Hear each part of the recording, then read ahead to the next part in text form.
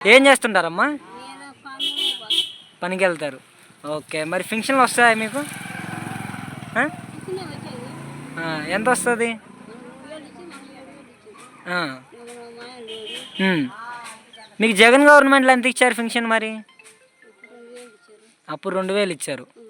మరి చంద్రబాబు నాయుడు గారు ఎంత ఇస్తున్నారు? ఇప్పుడు షాప్లో 7,000 ఇచ్చిండు. 7,000 ఇచ్చారు. ఇంటి దగ్గరకు వచ్చి ఇచ్చారా మరి? ఇంటి దగ్గర ఇక్కడికే వచ్చారు. ఇక్కడికే వచ్చారా? మరి వాలంటీర్లను తీసేస్తామంటున్నారు కదా? ఏం తెలుసు మాకేం తెలుసు ఉమ్.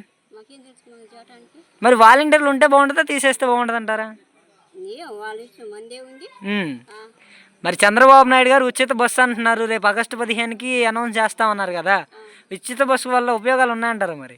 మనకు తెలియదు ఆ సంగతి. మహిళలకే కదా ఉచిత బస్సుకి, నీకు తెలియకుండా అట్ట? అసలు తెలియదు అయ్యా. అనుకుంటే అనుకునేటివే.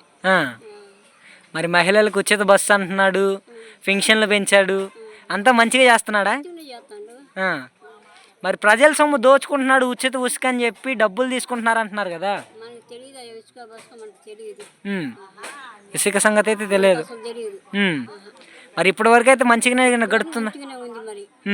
అంతేగా నాకు ఏమీ తెలియదు నాకు. ఇవన్నీ తెలియవు.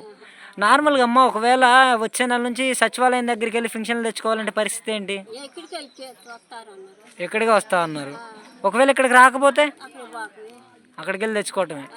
మరి అక్కడికి వెళ్ళి తెచ్చుకోవడం బాగుంటుందా, ఇంటి దగ్గర తీసుకోవడం బాగుంటుంది అంటారా? బాగుంటుంది. ఇంటి దగ్గర తీసుకోవడమే బాగుంటుంది అంటారు. ఓకే, చంద్రబాబు నాయుడు గారి గవర్నమెంట్ అయితే బాగానే ఉందంటారు ఇప్పటి వరకు. బాగానే ఉంది. మరి గతంలో 5 ఏళ్ళు చేసిన జగన్మోహన్ రెడ్డి ఎలా చేశాడు? ఆయన బాగానే చేసిన ఎవరు కాదంటారు ఆయన మట్టి. ఆయన మట్టి ఎవరు కాదంటారు. నేను కాదండి నేను అందరూ చేస్తున్నాను. ఆయన కూడా మంచిగానే చేశాడా? ఆయన మంచిగా చేసిన వీళ్ళిద్దరిలో ఎవరు బాగా చేస్తారంటే ఎవరు చెప్తారు, ఎవరు బాగా చేస్తారని చెప్తారు? ఎవరు చేస్తే ఇద్దరు బాగానే చేశారు.